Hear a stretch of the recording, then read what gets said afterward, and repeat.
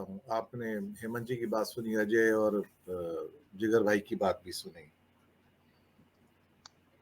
कांग्रेस की भी एक गलती है सर, सरदार पटेल की भी गलती है सर, कि वो 1948 में पहचान नहीं पाए कि जिसके ऊपर हमने बैन लगाया था आरएसएस और उसके बाद बैन को हटा लिया था, ये बहुत बड़ा ब्लंडर हो गया उनसे सर। वो शायद पहचान नहीं पाए कि हम जिसके साथ डील कर रहे हैं वो एक ऐसा जहर है जो आने वाले सालों में इस देश को गर्त में डुबो देगा, इस देश को समाप्त कर देगा। मैं आपको बताऊं, इस हद तक ले जाएगा ये जहर।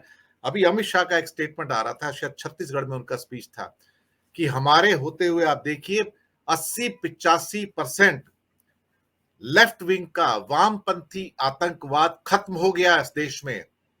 बस एक ही बात कहना भूल गए कि 85% वामपंथी आतंकवाद खत्म हो गया, लेकिन 1000% दक्षिणपंथी आतंकवाद बढ़ गया। ये लाइन उन्हें बोलना रह गया, या इसको मैं पूरा कर देता हूं कि जिस देश में जो बड़ा है वो दक्षिणपंथी आतंकवाद बड़ा है। इसको मैं आतंकवाद का शब्द दूंगा सर। आपने वामपंथी आतंकवाद में कमी की 85% की, और यहां 1000% की दक्षिणपंथी आतंकवाद में बढ़ोतरी हुई है। तो हम तो और बुरे फंस गए ना सर बीच में। तो कांग्रेस की भी वो गलती है कहीं ना कहीं कि जिस जहर को उस टाइम मार देना चाहिए था उसको जिंदा रखा गया सर। और आज देखिए पूरा समाज उस जहर के कारण कहां तक पहुंच गया है, और कोई नीलकंठ नहीं है जो उस जहर को पी के, उस हलाल को पी के इस देश को बचा ले सर। दिनेश कुमार जी। सर, एक सभी पैनलिस्ट को मेरा नमस्कार। नवरात्रों की भी बधाई और विजयदशमी की भी, आने वाली दिवाली की भी मैं अग्रिम बधाई प्रेषित कर देता हूँ।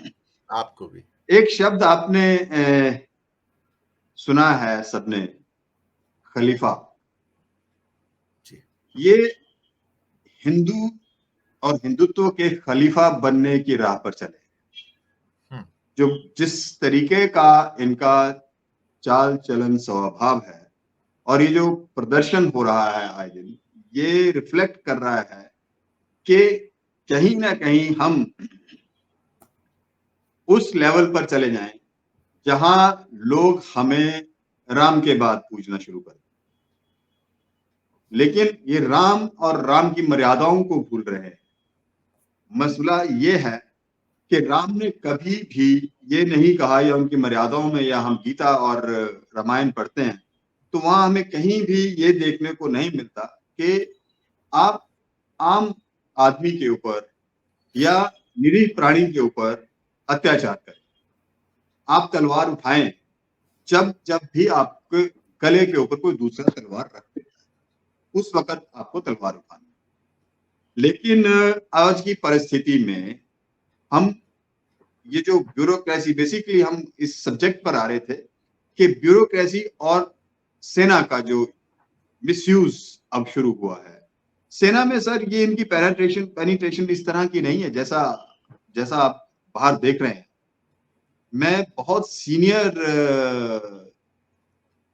आर्मी ऑफिसर्स के साथ इंटरेक्ट करता रहता हूं अक्सर, और उसका कारण ये है कि वो लोग नजदीकी सर्कल्स में हैं। हैरत इस बात होती है कि वो लोग भी हिंदू मुस्लिम कर रहे हैं। आप हालत देखिए कि वो लोग हिंदू मुस्लिम कर रहे हैं। मैंने कहा भाई आप लोग सेना में बैठे हुए हैं, आपको हिंदू मुस्लिम और इस देश की पॉलिटिक्स से लेना देना क्या है? आपको बॉर्डर संभालना है, बॉर्डर संभालें और उसको अच्छे से संभालें, ये बहुत बड़ी बात है। मैं और पीछे जाना चाहता हूं। मैं आज भी शंकित हूं सीडीएस विपिन रावत की मौत को लेकर। वो हेलीकॉप्टर का क्रैश जो था, वो मुझे नहीं लगता था कि कहीं किस तरीके से वो सीडीएस की मौत हुई है। जिस तरीके से वो हुई है, मैं आज भी वो शंका, मेरी शंकाएं खत्म नहीं। और ये किसी भी हद तक चले जा सकते हैं कि कहां हमें किस तरीके से देश में सत्ता में बने रहना है। इनका एजेंडा कोई दूसरा नहीं है। इनका एजेंडा पहला यही है कि हमें सत्ता में बने रहना है, उसके बाद हम जो हमें जो मन में आएगा वो हम करेंगे।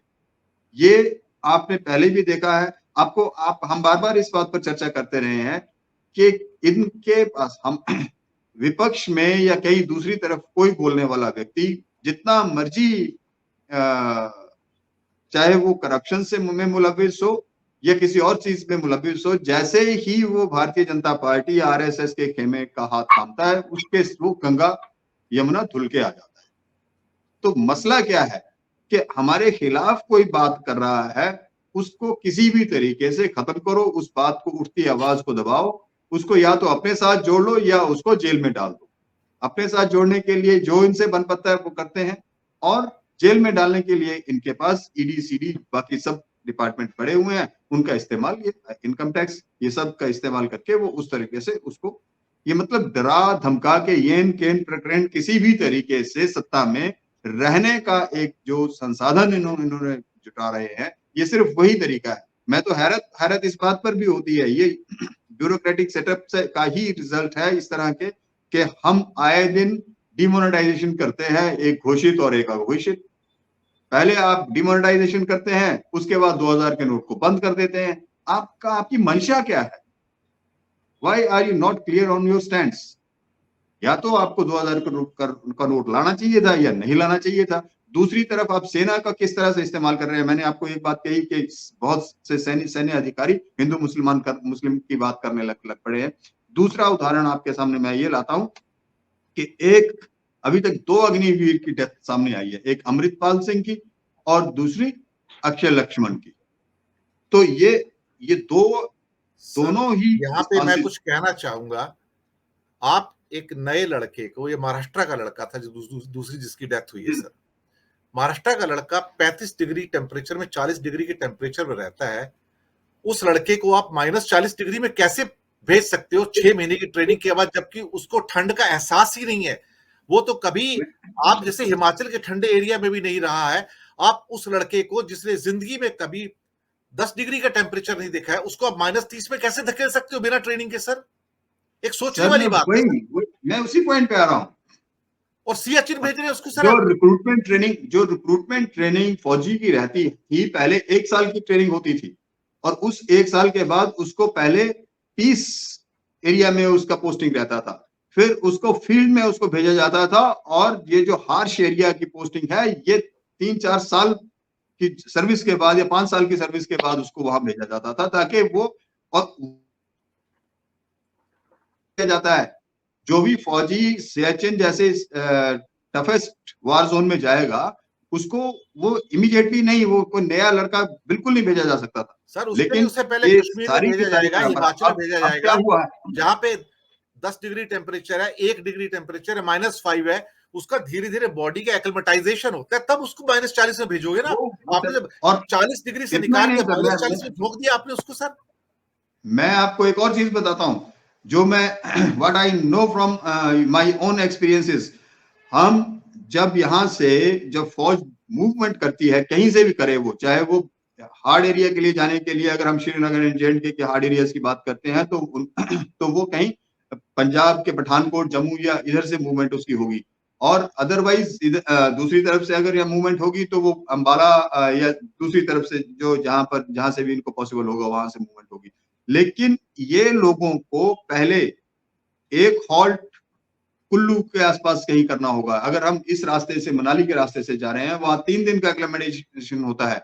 उसके बाद नेक्स्ट 4000 मीटर्स के ऊपर जाकर उनका अलग से फिर एक्लिमेटाइजेशन होगा। 3 दिन वो 1 हफ्ता वहां पर रुकते हैं, फिर उसके बाद वो जाकर कहीं नेक्स्ट स्टेशन पर 200 किलोमीटर और आगे जाकर उनका रुकना होता है। उसके बाद मतलब ये मूवमेंट ऐसा नहीं है कि आप जहाज से उड़े दिल्ली से और वहां जाकर लैंड कर गए लद्दाख में। That is not at all possible. ले में लैंडिंग होगी, तो वो चीजें पॉसिबल ही नहीं है।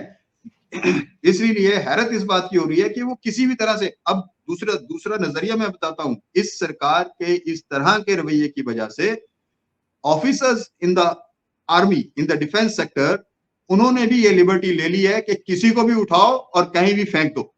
So that is more dangerous. जब आप वायलेशन ऑफ जो एसओपी का वायलेशन हो रहा है, वो इसी कारण से हो रहा है। मैं कहता हूं, मुझे शंका है कि यहाँ पर भी एसओपी का वायलेशन हुआ होगा। ये लड़का कैसे वहां तक चला गया? दूसरा लड़का, वो उसकी जो मानसिक स्थिति क्या हुई होगी, अभी ये एलिगेशंस हैं, इसके ऊपर मैं नहीं आगे बोलूंगा कि ये कहा जा रहा है कि ये उसने सुसाइडल इंजरी हुई उसको, उस वजह से वो मारा गया अपने अमृतपाल सिंह। लेकिन दोनों ही केसेस में आर्मी इनको मार्टर घोषित नहीं कर रही है, ना एक केस में ना दूसरे में। क्या ये शहीद का दर्जा पाएंगे, ये अभी तक भी एक बहुत बड़ा प्रश्न है।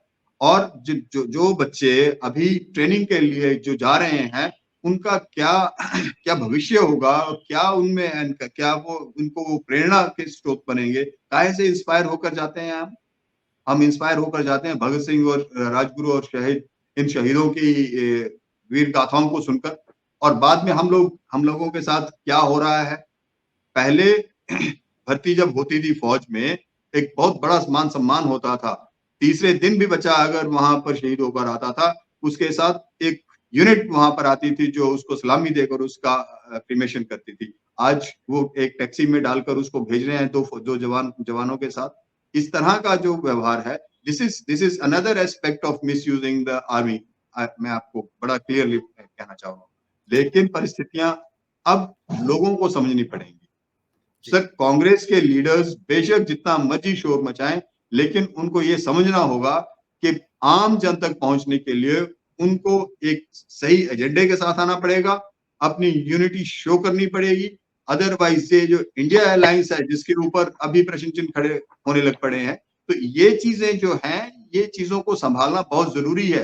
इट इज नॉट नेसेसरी कि प्राइम मिनिस्टर कौन होगा, राहुल गांधी होंगे, दूसरा कोई होगा, नीतीश जी होंगे, या मुलायम जी होंगे, या सॉरी अपना लालू जी होंगे, या इस तरह से कौन। ये लड़ाई अभी की नहीं है। इस वक्त का एजेंडा कांग्रेस के पास या इंडिया का अलायंस का एजेंडा सिर्फ एक होना चाहिए, और वो how to uproot this system which is governing from the last 29 years। और सबसे बड़ी बात, एजेंडा क्या है। 67 और 70 years का जो कांग्रेस का रूलिंग रहा है, उसमें देश के ऊपर कर्ज जो था इंटरनेशनल, वो 5500 lakhs का कुछ इस तरह का वो था, which has now turned into 155 lakh crore से ऊपर चला गया है। तो ये एजेंडे हैं, ये जो आपको डेवलपमेंट दिख रही है, फेक डेवलपमेंट है। ये क्यों दिख रही है इस तरह की डेवलपमेंट? ये इसलिए दिख रही है क्योंकि पेट भरना है अंबानी और अडानी का। I am coming back to the square one. तो ये जो सब चीजें हैं, ये सब चीजों के ऊपर कांग्रेस को एक लंबा अपना ये बनाना पड़ेगा, और ये इंडिया अलायंस को ये सब बनाना पड़ेगा, ताकि वो लोगों को समझा सकें कि भैया ये सब जो ग्लिटरिंग दिख रहा है, it is not that much glittering, India is not really shining. Thank you sir.